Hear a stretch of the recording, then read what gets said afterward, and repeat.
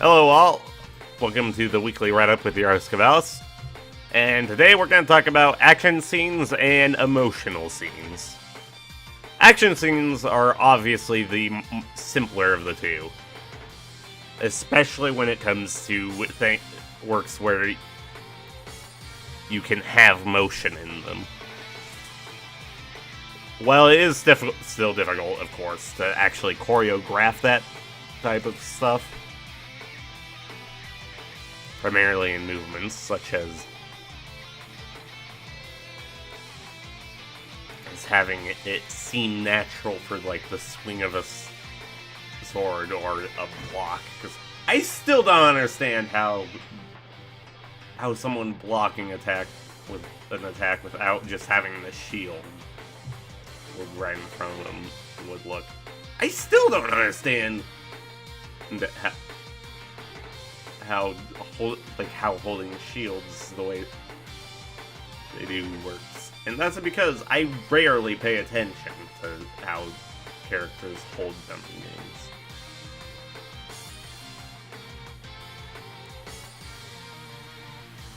games. Anyways,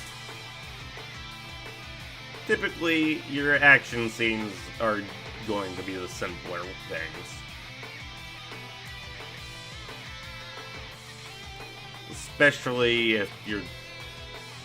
Especially chase scenes. And the reason why I say chase scenes are simpler is because, well, this is especially true in riding. You don't have to, they aren't going to have the intense clashes of weapons and the like. It's going to simply be a character running away. Potentially projectiles chasing after them.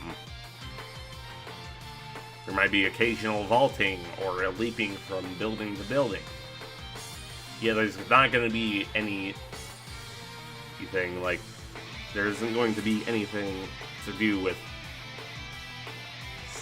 them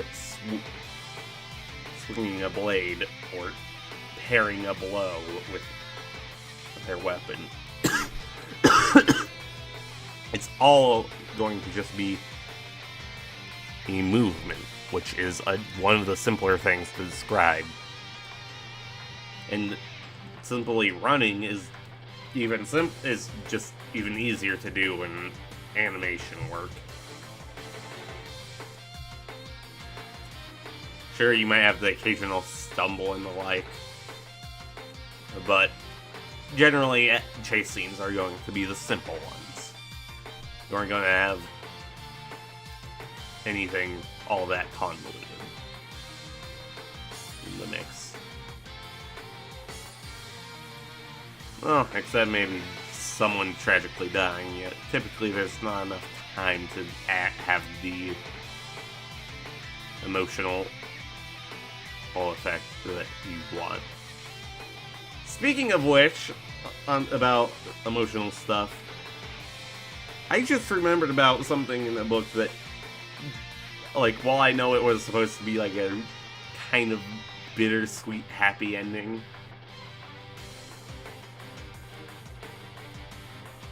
but yeah, this next part's going to be spoilers about the third book in that Maze Runner series that everyone was flipping out about.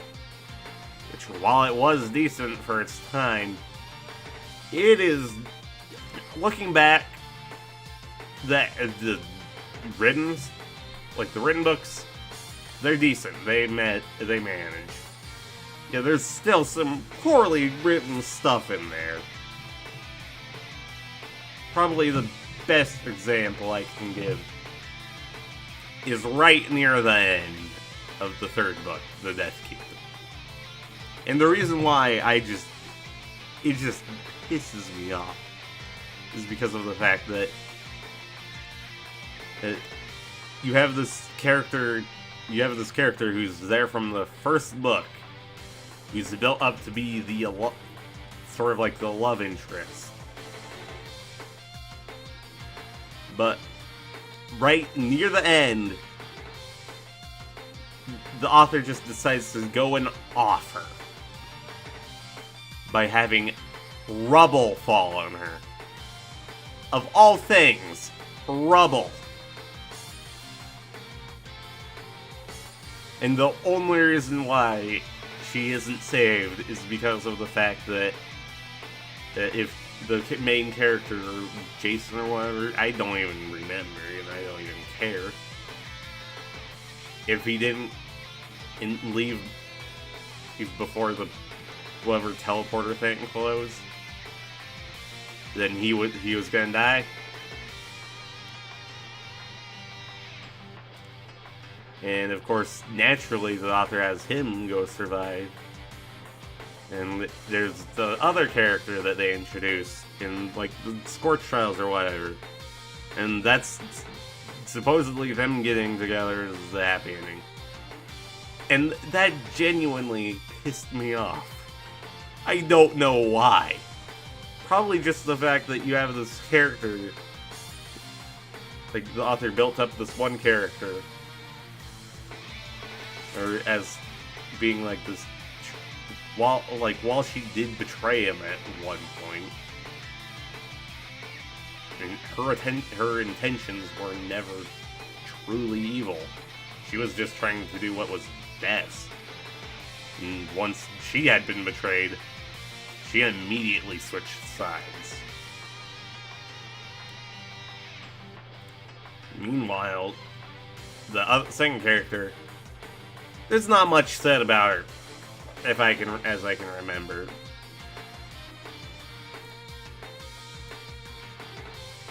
Honestly,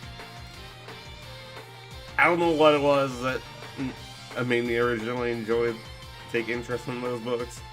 Yeah, all I can say is that they left me with a sour taste. Just because of the fact that if you build up a character like that and don't immediately have a character who basically just lost their childhood friend who, while she might have backstabbed them, came back to try and save him, and just basically have the main character go like, oh, no, my best friend, literally all of my friends are dead, I'm just gonna be happy and go live with this one lady that I met somewhere else. That's probably why it pisses me off, is because that's not how a character who had literally watched two of their friends die in front of them should act.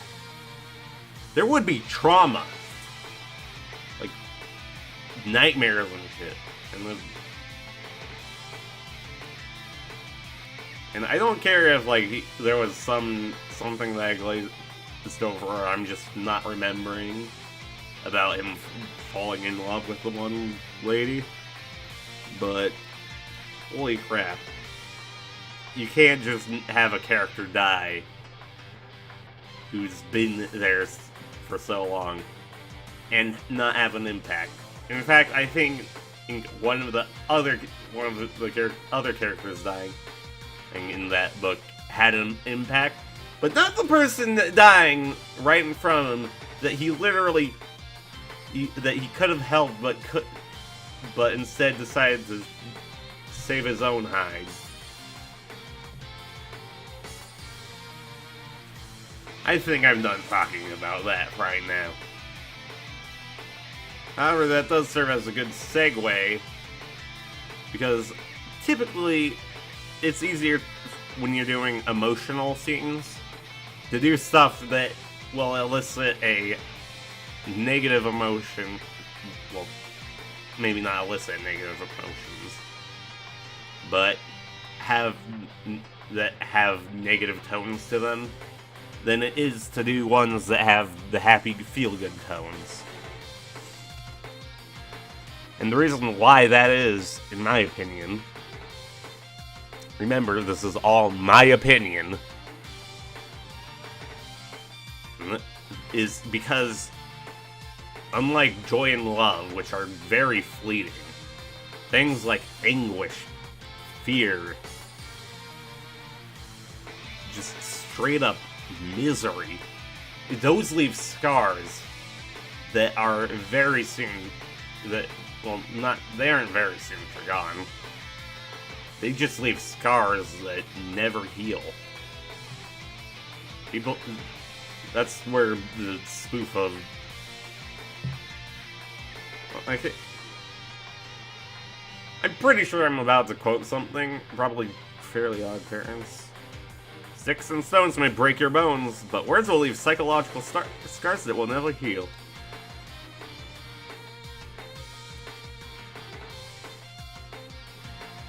No matter how much crap a person's been through, there should never be a point that you should have a character just develop into a callous, emotionless character, unless that's his character. If you've already built them to being very unemotional, unfeeling characters, then it makes sense for them to not have as big of responses. Yeah, as for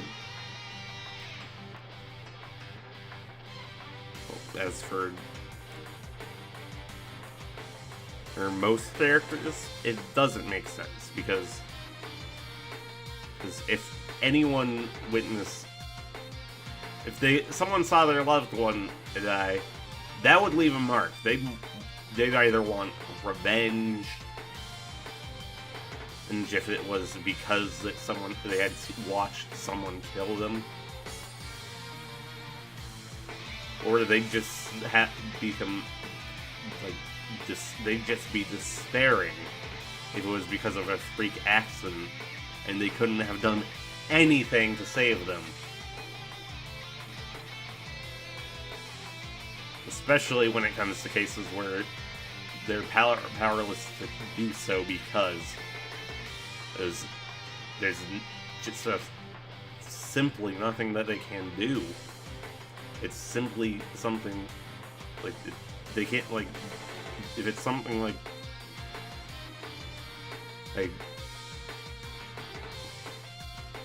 probably the best example I could think of right now is something like a character trying to go and pull someone back up, and then if they aren't able to do so because their own strength isn't great enough to pull the character back up, or their friend or whatever back up, then they'd feel like it was their fault that their friend had died. They wouldn't just be like, oh, whatever. They would feel that. And that's exactly why I think it's a bit easier to do scenes like that. Because people understand things like anger and despair are due to the fact that everyone has had at least that one moment where they've had the desire to kill, or yet wouldn't, not like the desire to kill out of just for like the joy of it, but the desire to fight back, the desire for justice for something unjust that they had no power in controlling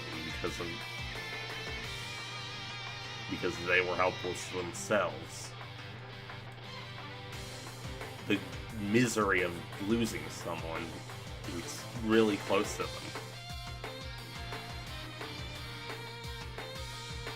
Let me tell you something. My great, like, probably the reason why I say, like, the reason why I especially say that's easy to do sad scenes is because after my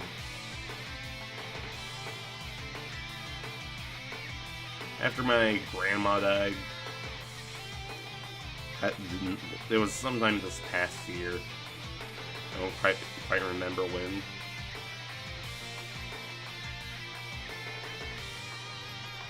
And for whatever reason, I couldn't find myself able to. Like, I didn't want to cry. I wanted to be strong. And I felt like I had to do something to vent my emotions because of the fact that I didn't want to cry. So I drew up a piece of artwork. And only after it was done was I able to cry.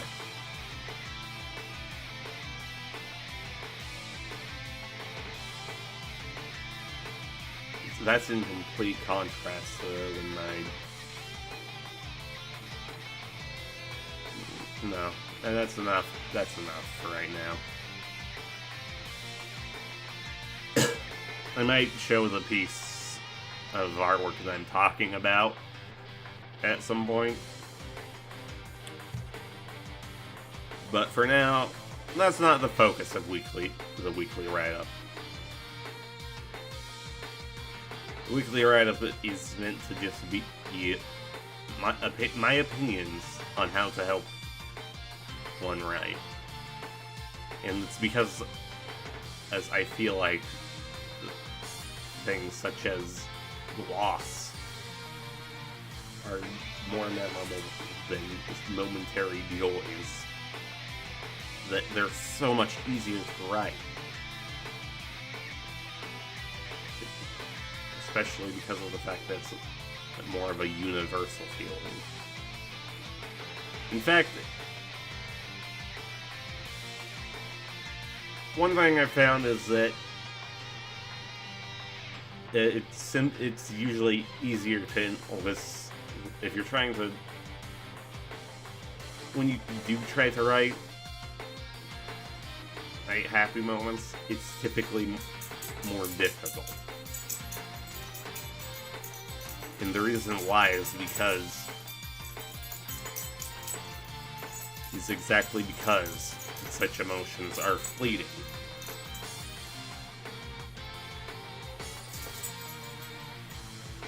Now you're just able to go like, oh yeah, remember this one time when so-and-so happened? And have a good laugh at, and then just have like the sense of happiness well up in your chest. If you talk about something sad that you remember distinctly, then you'll feel that emotion welling up in you. Yet with emotions like happiness and joy, while you can have like you can slightly feel it, you don't feel it as strongly as those that are deeply remembered.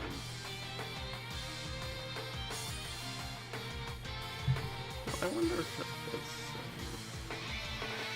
no. More.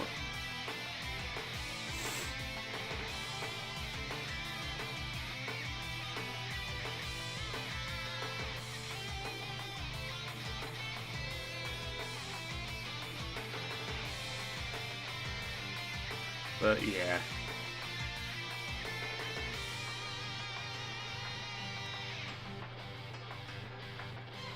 Typically, emotional scenes. There's no advice I can give on how to write happy moments. Yeah, I can give a lot of advice on how to write sad moments. Moments of anger, moments of fear. When it comes to moments of fear, you want to have like a build-up. That sense of this, like the calm before the storm. And then once the calm's finished, just that strong sense of despair. That deep sinking feeling in the stomach of something's not right. Something's going to go bad. And then there's something like the killer bursting through the door.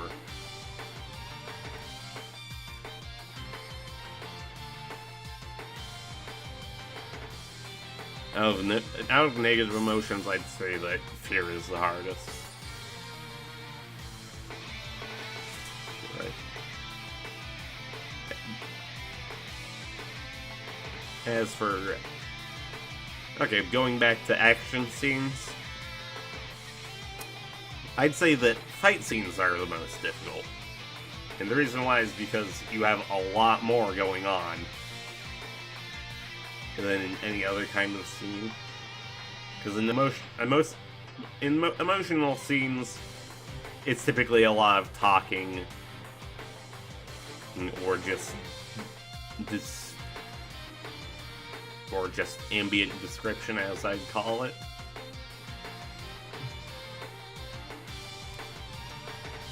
Which is basically just sounds go in the background.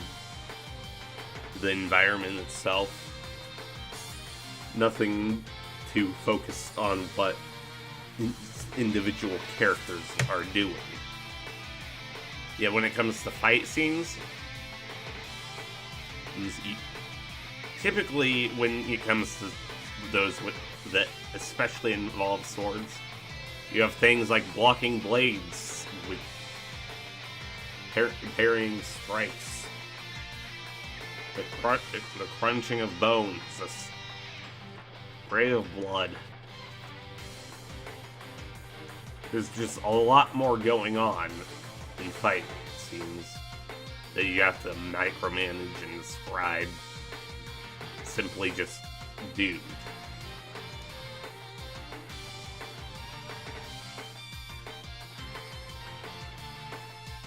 Which is exactly why they are.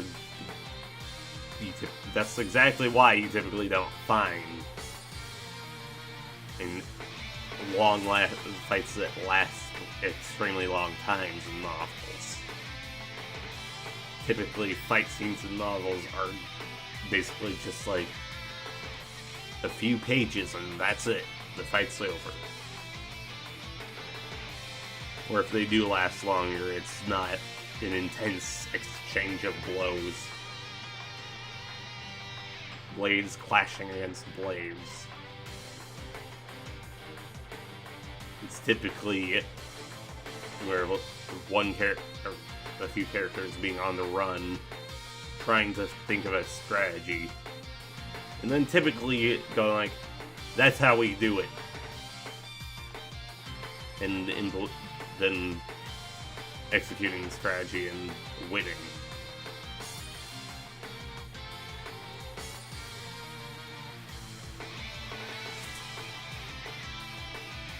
The reason why I say that that's typically how it goes is because if I remember, that's generally what the Percy Jackson, like that's generally how fights go in Percy Jackson stories, from what I can remember. Actually, even though there's fights are interspersed with talking and the like.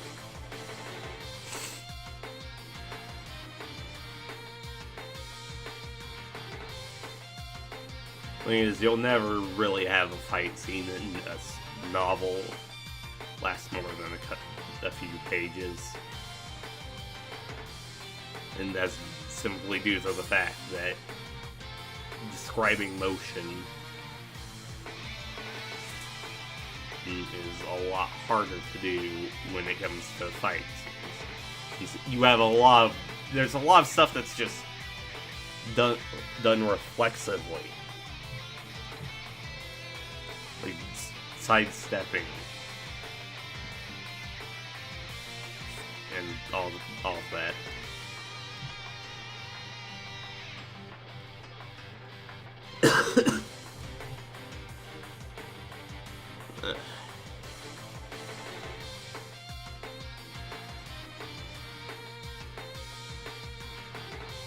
In fact, I think like my sample of writing that I had sample of writing that is submitted for my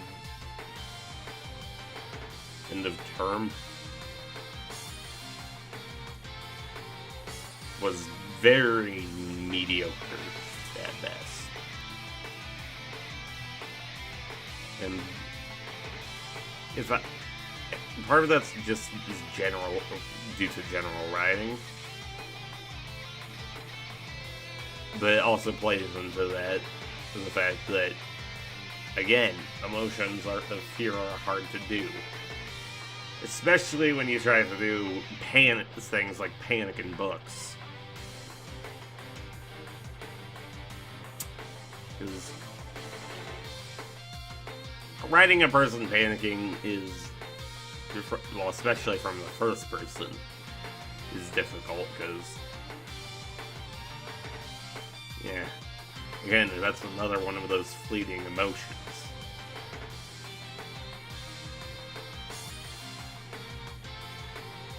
So I think that, yeah, that's more than enough of a talk on that. So this has been your host, Cavalis, and I will see you all in the next video. Goodbye.